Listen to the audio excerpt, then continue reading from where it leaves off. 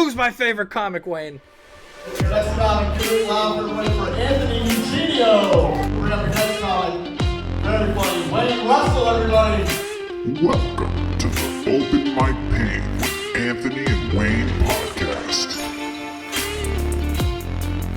What is going on, everybody, and welcome back to another episode of Open Mic Pain with Anthony and Wayne. And today we have a very fun episode for you. It is our top 10 consensus comics. So this is our combined top 10 favorite comics. It's not a definitive list. It's just who we personally find funny. I'm joined today by my co-host, Anthony Eugenio. Anthony, how the fuck are you? I'm doing pretty good. Hello out there, Twitter world. I'm excited to do this top 10 list. I'm excited that you said my name properly, as you always do, but maybe you sons of bitch comics that are listening might take a goddamn listen to it. So when you get on stage and I phonetically write it out for you, Jacques, before I go on stage, and I I write it out across like a bumper sticker for you, and then you leave your clipboard at the table, so that when you go up there, you say, I don't know, fuck it, the brown guy. The pastel brown guy, the guy that's like brown. No, I'm just kidding. I love you, Jacques, but you son of a bitch, it's Eugenio. You, Genie. Oh, don't forget any of those fucking syllables. Who's my favorite comic, Wayne? All right. So Anthony and I put together separately our top 10 lists, and we put them together to make a consensus list, and that's what we're going to share with you here today. So I guess we'll get right into it, rather, if unless you have something you'd like to bring to the forefront before we start. No. All right. So we're going to start from number 10. We'll start from number 10, go to number 1, and we have a few honorable mentions at the end. So coming in at number 10 on our consensus list, Norm Macdonald. I think there would be some crime here that Norm's all the way up at number 10, but how do you get there? I mean, the way a consensus list works is we both put our top 10 together, and some magical math behind the scenes puts everything together to make the list. So he was higher on one of our lists, lower on the other. But the important part is he made it to the top 10. So I don't remember exactly where he was on your list, but I know roughly where he was for me. I fucking love Norm, man. It's not just because he's dead. Good reason to love him, but yeah. I love how he commits to a joke. He doesn't give a fuck if you find it funny or not. He's going to say it. He's going to enjoy it. If he loved we talked about this, actually. We're going to norm that joke. If you believe in it, just do it. Yeah, you have that about my California sober bit at the end there. You're like, that Norm would want you to do it that way. And I mean, that's why he got fired from SNL. Was because he believed in his jokes and he kept doing them even though he was told not to. And he kept doing them and got fired. But I just love him. I think the fact that he will do a joke whether he gets laughs or not and just stare into the camera and wait is fucking hilarious to me. He'll stare into the camera, or he would stare in the camera to silence because he knew it was funny. He's also a legend for not telling anybody he was dying and then doing a comedy special into a Zoom mic and then dying. Like, that was the most awesome way to go that you could have went if you're a comedian. If we're talking about the art of comedy, goddamn. Love you, Norm. We don't want to spend too much time on each of these comics, but one thing I implore you, please, if you're not familiar with Norm, or at least not this bit, go watch Norm Macdonald on Conan O'Brien and just watch The Moth. Norm Macdonald, The Moth. It is probably one of the best 5 minutes of entertainment. And the story behind it is he just had to fill 5 minutes because something happened behind the scenes, and he did that very well. I'm going to leave it at that. Do you have anything else to say about Norm before we move on? Praise Jesus, Norm. That's right. Number 9, consensus for us. Dave Attell. Now, we brought Dave up last episode or a couple episodes ago. Skanks for the memories. Dave Attell is one of my earliest memories of adult comedians with Insomniac and some of the other little things he did on Comedy Central. And as I got older and listened to more of his stuff, he just became more and more of a favorite of mine. Uh, how about yourself? What brought him to the point where he ended up on the list here? So I think if we did a list called top club comics of all time, he might be number one. So he is just a chameleon in a club, can do anything. He hears heckling throughout his set, and he picks the perfect heckles to align with his jokes properly, to nail them. I think that's expert level, and I don't know many other comedians that can do that on his level, maybe none. So that's the most impressive thing to me. I think that alone, like if we're talking real popular comic right now is Matt Rife, and should be, he's hilarious. But I don't know how much we're talking about him without how good his crowd work is. So similar vein, and that just brings the act to life. I'm jealous. I could talk on that, but I'm not going to just because it's not relevant. Maybe that's a whole nother topic for us, but I will say imitation is the most sincere form of flattery.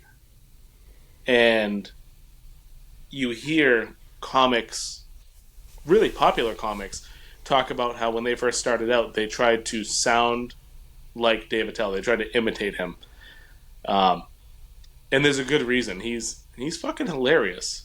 I had one of our listeners, someone that I know personally, but he listens, so that counts.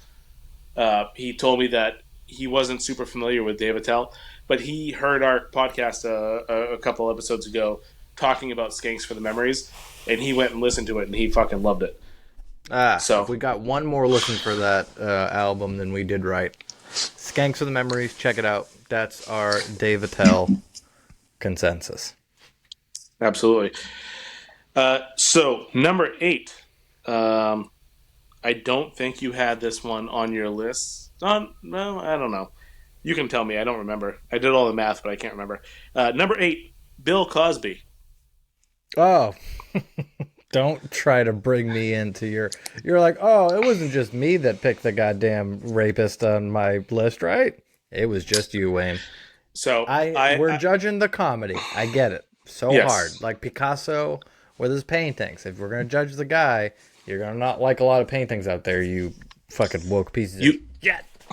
You can look at Bill Cosby's comedy and say, I don't like it because he's a piece of shit, which he is. He is a dirtbag. He's a piece of shit human. The highest levels. At the highest levels. However, at the lowest lows, his highest highs are right there. His comedy is so good. Bill Cosby himself, like, dude, please just separate the art from the artist. It sucks because, if you ever listen to anything from Bill Cosby, you're probably giving him money in some form, but he has more money than he ever needs for the rest of his life. So, at this point, what's the difference? I did see him live in concert. It was right at the beginning of when Hannibal had made those comments. So me, my wife, my buddy Joe, and his girlfriend had gone to see him at the Casino Ballroom in Hampton. And that was one of the most memorable nights of my life. He was so funny.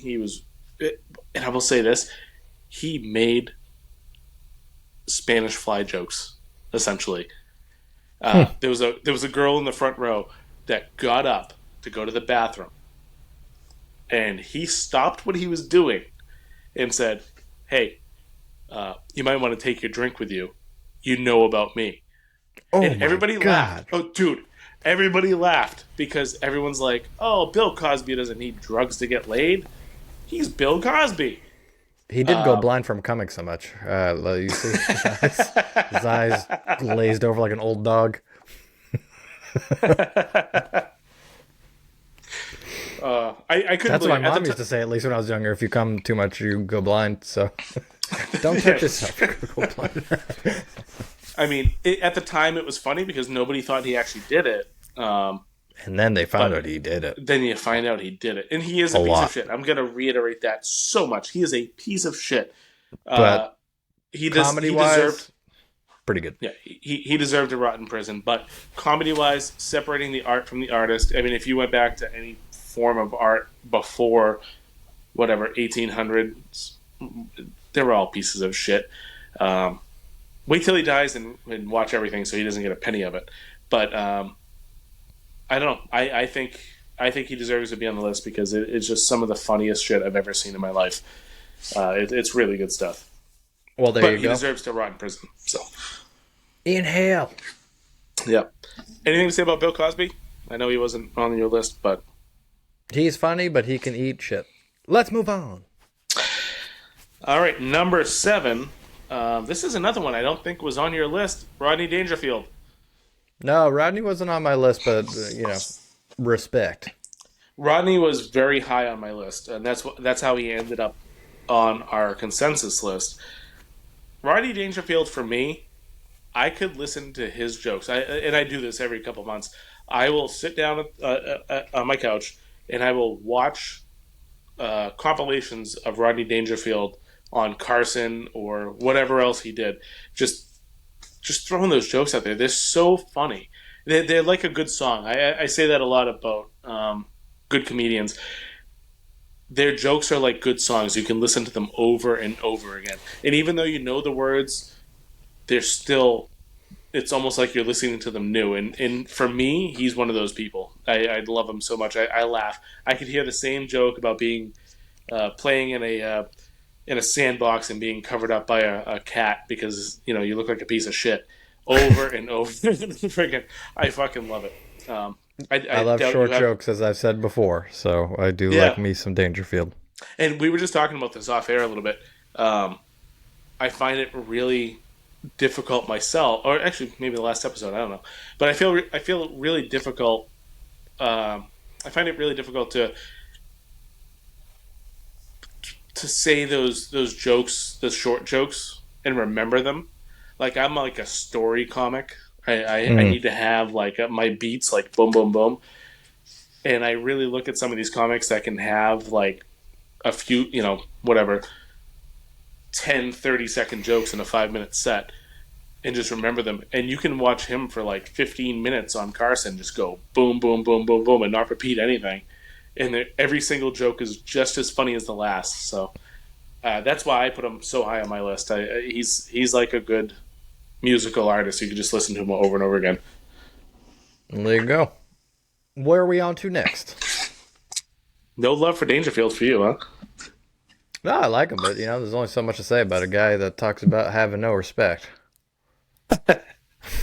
Here's one that didn't make my list, but made it pretty high in yours. Number 6 is Shane Gillis. Mm. Yeah. So now I'll talk, motherfucker. I would. I think I've said it before, but if I haven't, I think that Shane Gillis will be the biggest touring comic in the United States at some point in his career. He's very technically talented. His impressions are incredibly good. He's getting lots of fuel from the Joe Rogan internal combustion engine that's pushing him forward pretty good. His special live at Austin is my favorite special of last year. And he just filmed a new comedy special, I'm told. That's going to be, I think, Netflix. Joe Rogan said much better than his live at Austin even. So really excited about that. I think that's going to, he'll be in theaters on his next tour for sure. And he was really high up on my list, as Wayne said. What do you think about old Gilly? I honestly, I have not listened to much Shane Gillis, so unfortunately, I don't have much to say, and I'm kind of ashamed about that. But after tonight, probably tomorrow, I'll be listening to more. So hopefully, I'll have more to say in the future. Yeah, you son of a bitch. You have to listen to that special. It's just he was heavily influenced by Louis C.K. He's really made that apparent and has said that before. He said it's his favorite comic, and you can tell in his style of comedy. And that's my favorite shit, man. You can go absurd, you can tell a story, and all of it can react in your Marvel universe of comedy. Where sometimes, Like, you listen to Mitch Hedberg, and although incredible, it's all one beat. You know his style of joke. It's a non sequitur. It's going to be quick, and you're not going to see it coming. Where I feel like with Shane Gillis and, again, Louis, same idea. It's going to be, you're not going to know what's coming. That's kind of like me with my fucking fat gut. I never see myself coming. Oh, Jesus. I love how in the last episode you were like, "Oh, don't mention that I have a gay magazine. My dad might be listening." And then one episode later, you're like, "I can't see my dick." Anything else for Shane Gillis? He can't see his dick either. Let's go. All right, so we're in our top 5, and these top 5 we both had on our lists. So we'll both have something to say about them all. Number 5, Mark Norman. Now, Mark Norman for me was somebody that you turned me on to. I wasn't familiar with him. I think you had sent me a clip of his, and I went down the rabbit hole, and he became one of my favorite. I think he was actually higher on my list than yours. I actually know for a fact he was. He is one of the funniest people. I just love his cadence and his rhythm, and I actually find myself when I'm practicing, sometimes I will have that rhythm, and I have to step it back because I don't want like an ATTELL type. We talked about people copying ATTELL. I don't want that for me, so I have to kick it back a little bit and not try to replicate what he's doing. Not that I ever could, because he's a fucking master. But he's one of the funniest. He is unique. Yeah, he's got a different way of speaking and replying to hecklers. And Well, it's funny, he was always accused in the beginning of his career of ripping off Seinfeld. Because he does have a Seinfeldian cadence, but he's made it so much his own that it's evolved into a whole different life form. I didn't know that about him, but I could almost see it. But at the same time, I don't know. I don't know. He's just so good. I don't know. It doesn't ring Seinfeld to me, and maybe that's because he's a little more risky or risque.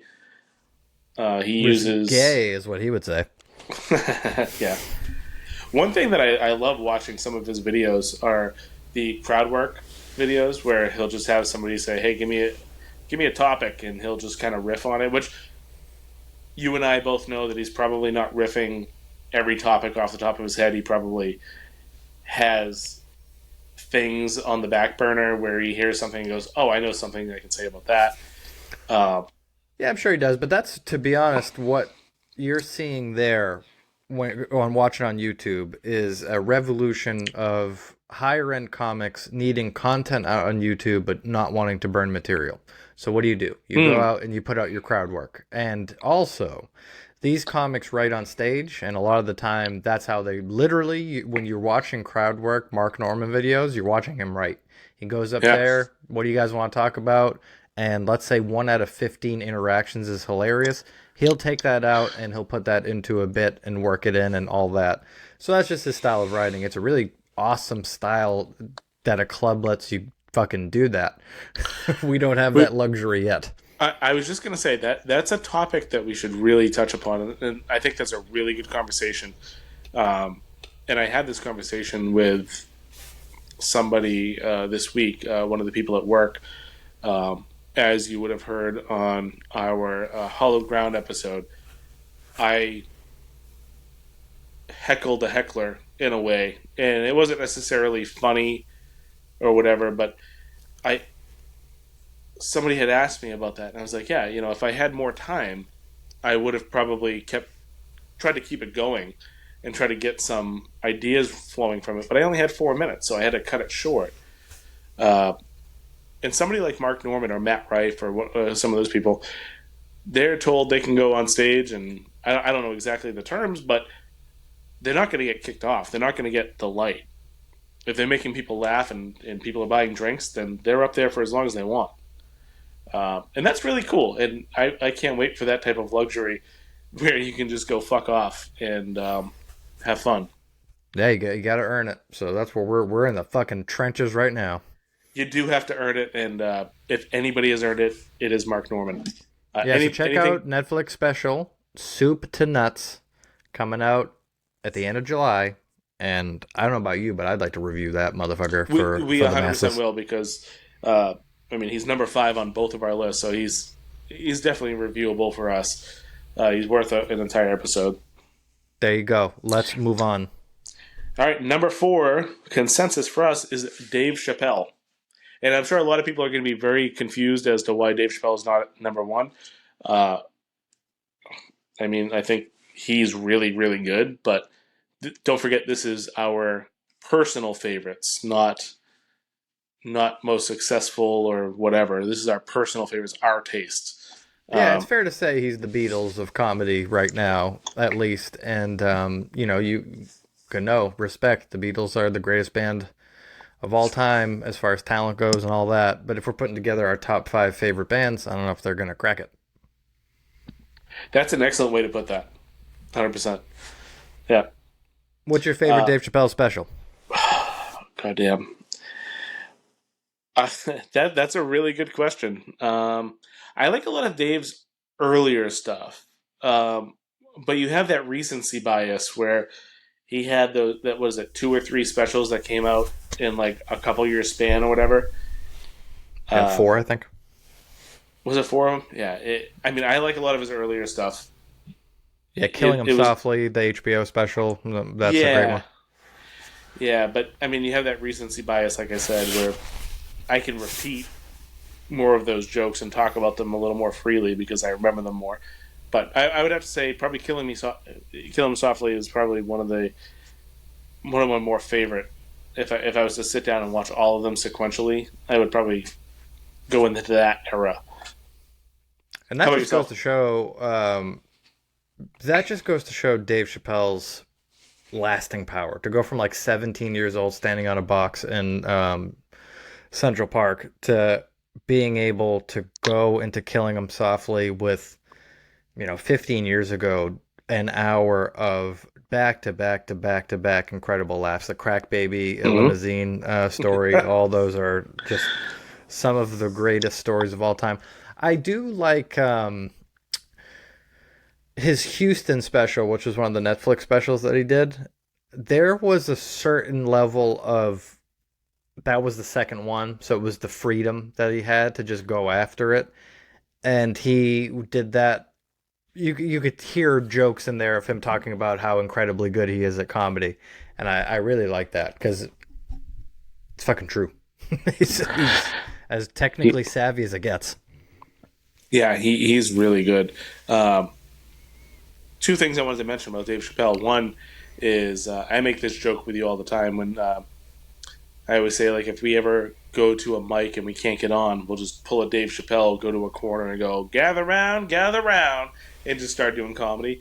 Obviously, we're not as good as him, so that wouldn't work. We'd probably get shot, especially in Manchester or Lowell. But Joe Rogan has stories about hanging out with Dave Chappelle and him doing that and just absolutely killing on a street corner for unsolicited comedy. The other, I don't know if you ever saw this, but on Home Improvement, Dave Chappelle and Jim Brewer were on. Was it Tool Time? Was the show that they did in that? Wow, I didn't know that.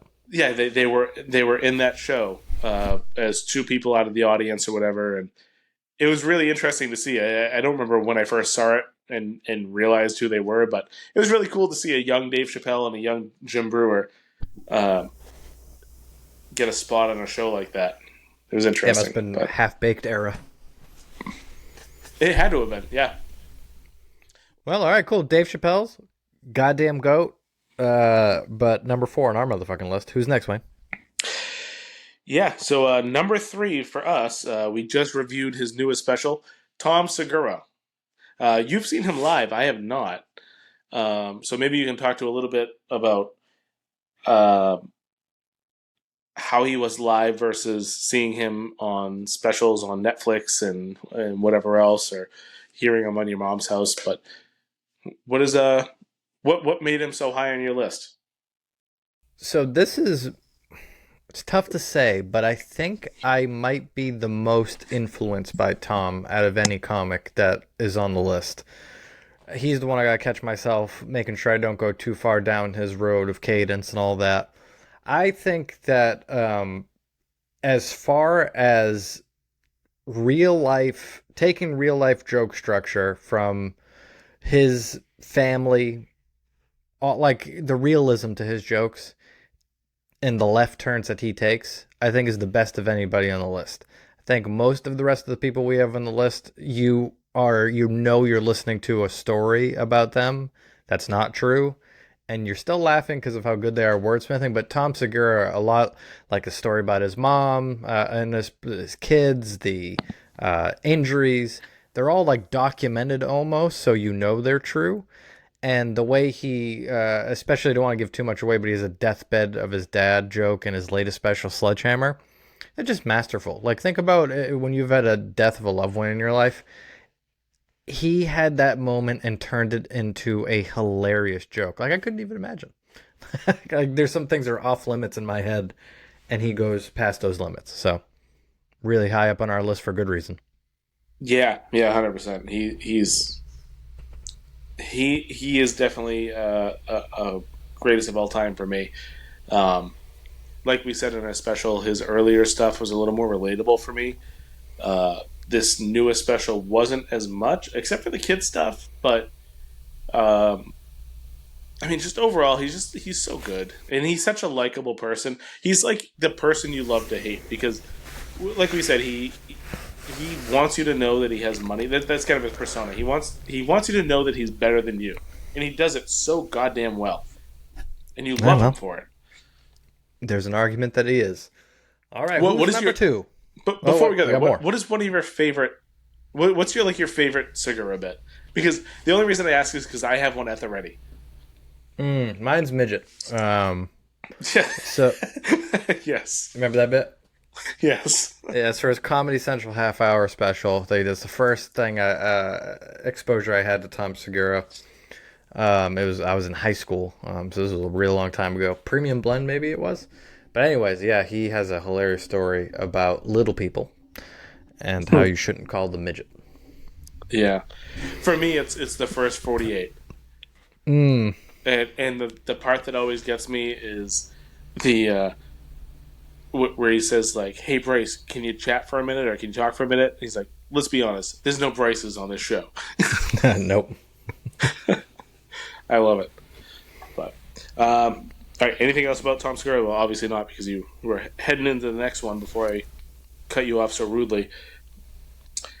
It's okay. Number 2 on our consensus list, and this was my number 1, and he had to have been pretty high on your list. Bill Burr, or on Twitter, Wilfred Burr. Yes, Bill Burr, who, if we're talking about, I was about to say redheaded comedians, but he does have a really high level of competition even in redhead comedians. Sure does now. Rant comedy, maybe? I guess, is he the best rant comic of all time? Oh, 1,000% he is. That's not even close, right? Not even close. No, he is. Yeah, rant comedy. You can't beat his cadence, his voice. He's got that Boston accent. He's so angry. 100%. He is the best rant comic of all time. And plus, he had the Philly special rant, which is the greatest piece of comedy. That is, if someone said, "Hey, all right, there are aliens, and they want to know what comedy is," stay tuned. There is. I would probably give them Bill Burr's Philly special. And if you guys don't know, quick synopsis. He's doing, I believe it was the Opie and Anthony Radio Festival and in Philadelphia, and he was bombing. And he got to, I believe, 1 minute in, and he was a 15-minute set, and he decided to just roast the entire city for 12 straight minutes. Didn't they give the previous comics a really hard time? Yeah, it was a tough crowd. And the greatest thing about this is they're booing the shit out of him, and he starts roasting them. And by the end of the set, they're all on his side. An impossible crowd of I know in a couple episodes ago I was talking shit about Salem and Lynn. Sorry, guys. Philly's got you beat as far as biggest pieces of shit on the universe goes. That is about as deep as that pool gets, is right over there in that land. And he turned them around. And again, I think that's the number one impressive comedy routine I've ever seen. Um, yeah, he is the greatest. And spoiler alert: we are going to see him in September. I In think it is Portland? in Portland, Maine. So we will have an episode about that. But before we move on, do you have a favorite Bill Burr bit? I am so I'm gonna say the Philly special again. That's one bit for That's 14 it. minutes. That Yeah, it's just too good. Give me my favorite. That's it. What about you? yeah. For me, I think it's the bit about where he goes to it's a chain food restaurants. If you Google Bill Burr chain food restaurants, you'll get this bit. But I'm not even going to try to do it. But it's all about how all these chain food places make you do all this shit that you're paying them money and you have to do the extra work for your shit. I love Yes. it. He is the It king of the premise. You're like, oh, could have thought of that, but you couldn't. It's you always couldn't. so simple, but so good. I love that. I will give. I also want to give him props. One of my favorite things that he said that wasn't a bit was when all that shit with Gina Carano went on with the Mandalorian. He Mm. defended her, and then people went out against Bill Burr, and he came back out again, and he was like, "What are you gonna do? You gonna cancel my fucking bald-headed action figure? I don't give a fuck. I'm gonna go to a theater and sell it out." I love that. He was It's like, "I don't true. give a fuck." Yeah, it's so good. He just has zero cares in the world, and I love it. But Yeah, I could I talk would about Bill say Burr out of all day. anybody in the list, I don't know if we aspire to be more like a comic more than him. At least maybe I don't. Obviously, I had someone higher on my list, but as far as the carefreeness of his act, how he picks and chooses his sets, and now they're all like stadiums and shit, Hmm and learned how to play drums, fly helicopter. He's just a cool fucking dude, and That says what he thinks, and I love that. that is amazing too. I didn't even think about bringing that up, but yeah, he's a helicopter pilot. He's a drummer. He's a comedian. He's an actor. He's from Boston, so he's perfect for this podcast. Bill, come the fuck on. Tell us about where you started. You know, but That'll never fucking happen. But that'll never happen. I will touch myself to the thought. Number one. Number one. Number one. I believe this was your number one, my number two. You guys already know. Yeah, you know who it is. It's Louis C.K. Uh, I have seen Louis C.K. 2 times live. You have seen him, what, 3? I think 5. Jesus Christ, really? Yeah, I saw him twice on one tour once. Hmm.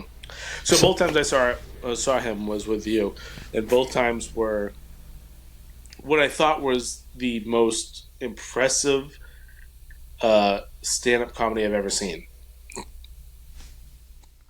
Yeah, Louis is an expert of.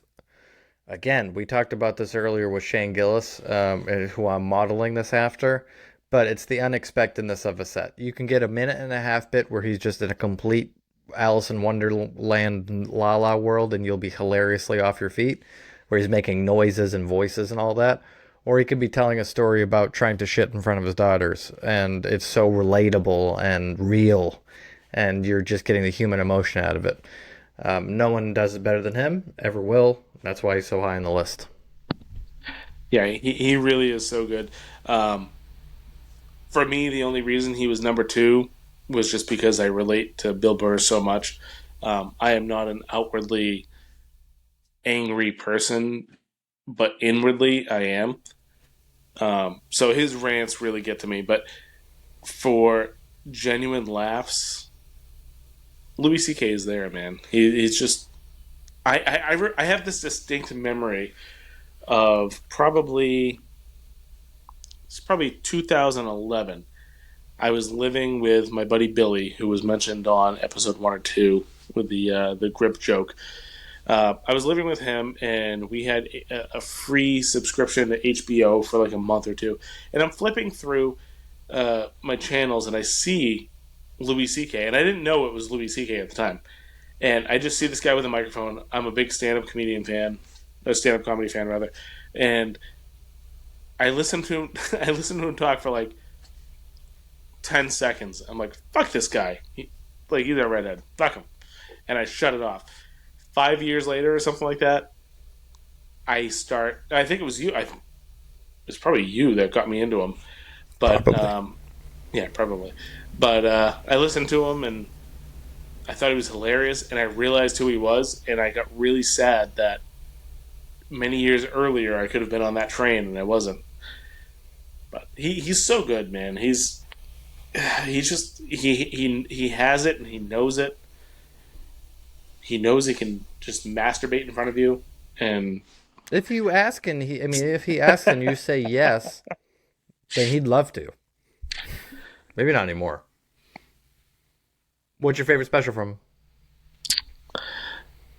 was that hilarious? That's a good one.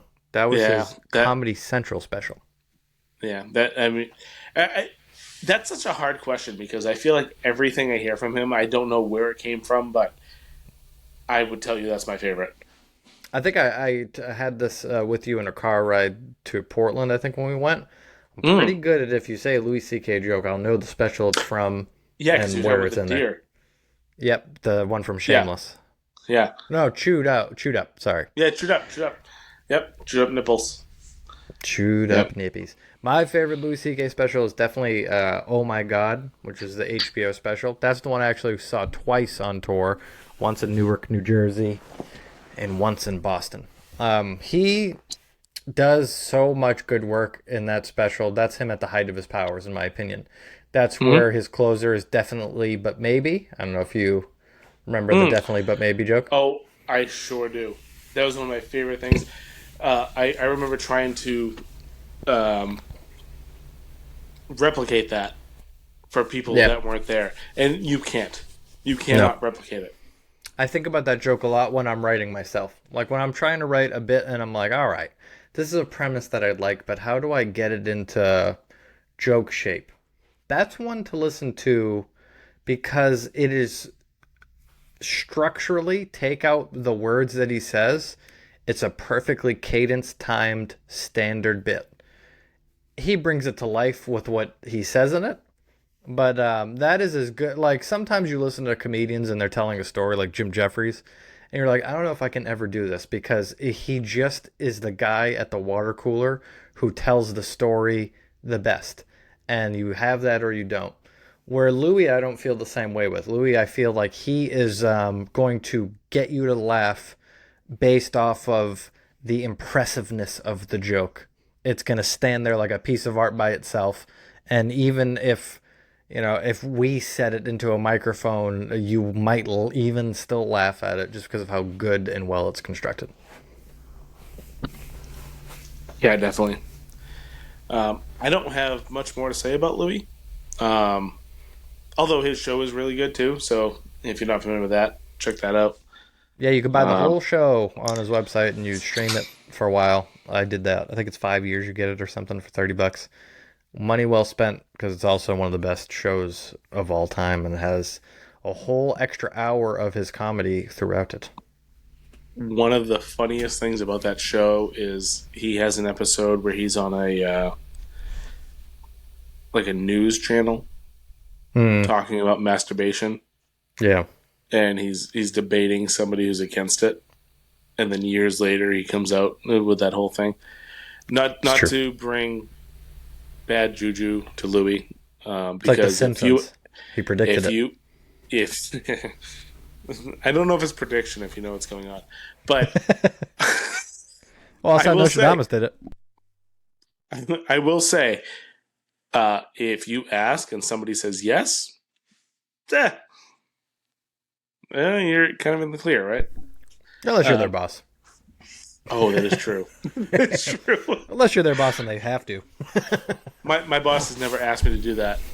That I'm willing to say on the record. I'm just kidding, Jim. I'm just kidding. Jim, he will take you. He will take you in the mouth if you want. He will be in awe of you, as Wayne likes to say. Yes, I'll be in awe. Oh, this never happened. All right. Anyways, well, there you go. Let's get to honorable mentions, you fucking right, cum guzzler. So we have a few honorable mentions, and this was forced on Anthony by me because three of these, only two of these are mine.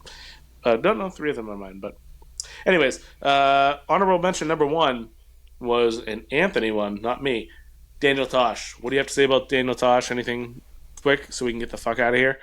Number one underrated comic in the entire world. He is good. Yeah, he's fantastic. I love his shit. He doesn't give a fuck what people say about him, what he says, and he's really good. I love. Yeah, I wish he never did that show. Yeah, you think so? Yeah, that's what he's known by now, and I think if he just focused on continuing to do stand-up, he would be, doing stadiums. I mean, maybe he still does stadiums. I think he could do anything he wants, really, but I'm saying we would know him for his stand-up as one of the best of all time. He would be number one on our list, I think, if he just went out and did it, because I think he's that good and different and unique. I think that's true because I don't know what Daniel Tosh has done in the last 10 years, maybe, whatever, however long, but... Yeah, he had a special a couple years ago, and it's fucking amazing. Number 12, are you done with Daniel? Yep. All right, number 12, Emo Phillips, which I don't think Anthony knows who this is. Yeah, I do. I love Emo Phillips. Do you really? Yeah? So Emo Phillips is a comedian from the 80s. I first found him from Weird Al Yankovic's 1989 film UHF. He had a small part in it.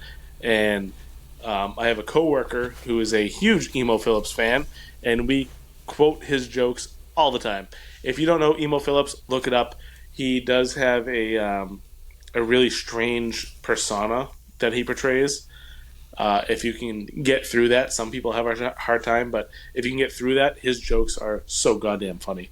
I don't have much more to say about that, but look him up. He's I don't want to say he's up there with Dangerfield, but his jokes are they're like non sequiturs as well. So you have little small snippets of wicked funny. Yeah. He's so good. One thing I'll say about Emo Phillips that I like about him is you're listening to him and you're like, wow, this guy's like a bumbling idiot. Like he's not gonna, he's just gonna do jokes about how dumb he is the whole time. And he will surprise you on how incredibly clever each joke is. By the time you're like, oh wow. I gotta say, like, I am super impressed because I did not know you were that familiar with him. Oh, he was on the show Crashing on HBO, and I really like that show. But was he really? I didn't know that. Yeah, one episode he did on there. It's he goes to the Comedy Cellar to do a set, and every comic is in awe, obviously, like real awe, as they should be. Yeah. No, he's so good. He's one of those comics that not a lot of people know, so that's kind of why I was impressed. But yeah, look him up. He's so funny. So if we're all done there, our third honorable mention, Mitch Hedberg. Yeah, tough for him to be an honorable mention because Mitch Hedberg is one of the greatest. And I'm going to say, it's so tough. But I'm going to say out of everybody we talked about tonight, even fucking Dangerfield, best non sequitur comic in my opinion. At least my favorite. I got Stephen Wright up there, all that. I think Mitch Hedberg, his non sequitur stuff was so crazy because he would do completely unprepared bits that would be incredibly hilarious. Dangerfield was amazing, but how many times did he tell the same joke? Maybe same as Leno for 30 straight years doing the same joke. It was a different time, though. That was the thing. It was a different time. Like, 100%. You didn't have like the internet up and coming. Mitch arguably as well, but it was kind of in the beginning stages. But he had to tell the same joke on multiple shows because you didn't have these these little snippets online at everybody's fingertips. That's true. Well, neither did Hedberg, because he died young.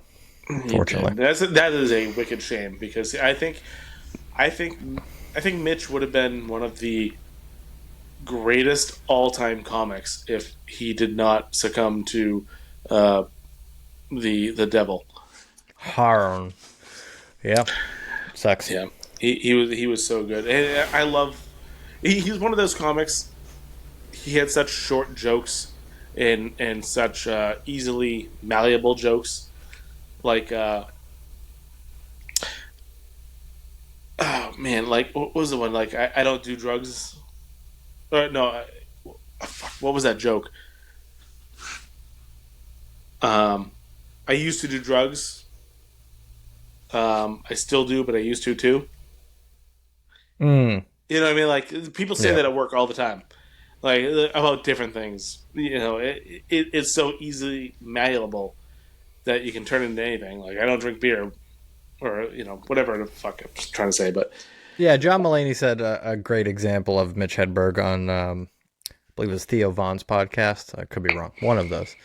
Where he said Mitch Hedberg had a joke that was just, I wish I had a suitcase handcuffed to my hand. So that's not even a joke. Just saying, and I want a suitcase handcuffed to my hand. And it's so funny. It's so incredibly.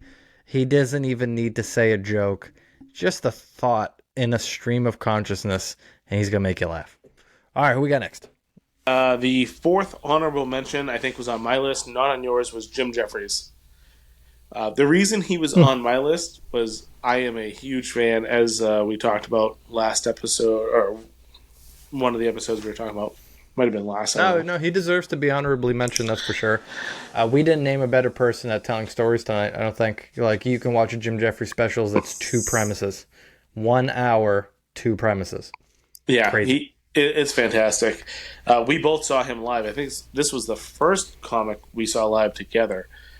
We got to meet him. I have the fully loaded DVD signed by Jim Jeffries, and I remember standing in line and him bumming a cigarette off of the person behind me.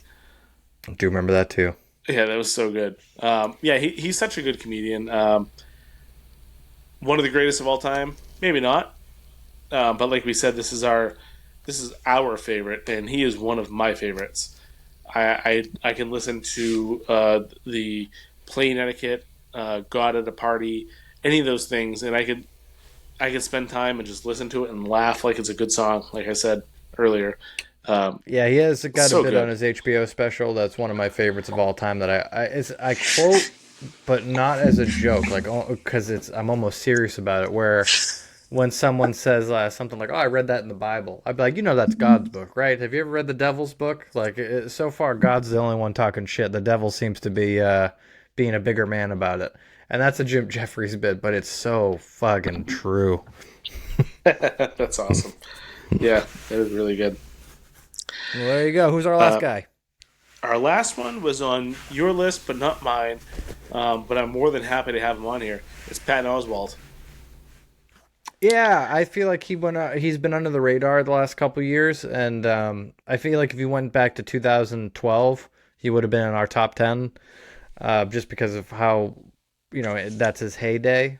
But we're talking about another really, really, really unique comic, incredibly intellectual. He's like if you like video games and you like comic books and you like stuff like that, and you want to relate to a comic out there who makes you feel like you can be cool at the same time and be hilarious, like he's such an inspiration for that. Like I remember, again, I play video games and all that kind of stuff, and you listen to like Dane Cook when you're younger, and you're like, I don't wear tank tops and go to Burger King all the time. But Patton Oswalt talking about Star Wars, some of my favorite movie series, that I could watch all day. Yeah, 100%. One of my favorite Patton Oswalt bits was him in the Starbucks and his daughter pointing at the black man and going, monkey. Do you remember that joke? Yeah. And it all had to come from like Rafiki. Like the guy looked like he had a white beard, so he kind of looked like Rafiki or whatever. The reason I find that so funny is because I have a coworker whose son did that exact same thing in the line at Market Basket. Yeah, man. Children and Rottweilers, they are Dude, always going to make a noise against chi- black people. children children will make you look so fucking shitty all the Yeah. time. And it's so relatable. Like, that was funny before I had kids, but I go through my life right now. My son just turned 4. I go through my life every time we're out and about. I am so goddamn scared about the shit that's going to come out of his mouth because you don't know. Like, you don't teach him stuff. You don't teach your kids stuff like that, but their observations and whatever can come out in such a negative way, and that's what that joke was all about. I'll always associate Patton Oswalt with that joke, and I fucking love it, man. It's a good joke, but he's really good. I'm glad he made it on the honorable mentions. But Great. So there you have it, everybody. We went through 15 fucking comics that we like. So if you don't find one out of there that you also like, well, then you're probably the person at the comedy show that doesn't laugh at my goddamn jokes. But, we just came off a shitty set. So this is our first mic post us bombing. yeah, So true. right now, to us, comedy's over. We can't do comedy anymore, right, Wayne? But we suck. We suck too bad. Yeah, we do. Until suck the a next lot. set. Until the next set, we'll be on cloud 9 on the next one. But until then, after listening to this, why don't you comment? Send us some emails or comments in the YouTube or Spotify or whatever. Let us know who your top 10 are or your favorites are. Obviously, we missed some people and we don't know all the comics, so we'll listen to them. But send us who you love. Yeah, if you send it, Wayne will actually read it. I will not read it, but Wayne I- will actually read it. I fucking read everything, man. I'm like a Wayne will read everything. oh, dude. I read everything. I don't care. I want the attention. Send me your shit. I want it. I don't. Don't talk to me. I'll see you guys all later on the Quest for Laughs.